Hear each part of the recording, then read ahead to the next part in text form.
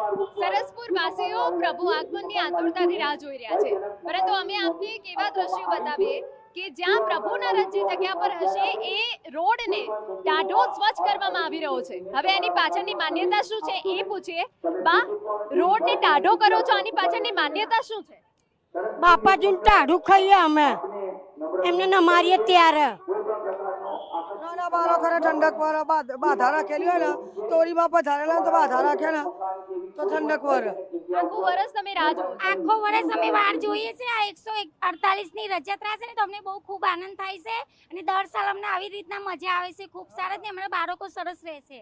એટલે તમે રોડને ટાઢો કરો એટલે તમારા બાળકોનો રથ આવે છે ને તો એમને શાંતિ સુખ શાંતિ મળે ને એમને ટાઢા પાડીએ છે રથને। એટલે કે ગરમીમાં છે ને બહુ બધા હેરાન, વરસાદમાં આવે તો એમને ઠંડક મળે, તો એમને ઠંડક મળે તો અમને ઠંડક આપે। ભગવાન ઠંડક આપે, ઉપર ભગવાન વરસાદ કરે છે તો અમે નીચે ઠંડક ના કરે। બોલો કૃષ્ણ ભગવાન કી જય।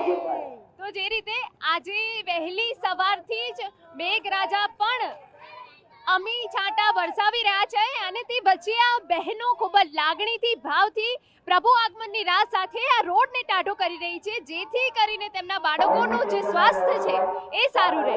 કેમેરા પર્સન નટવર પરમાર સાથે હિના ચૌહાણ, TV9 અમદાવાદ।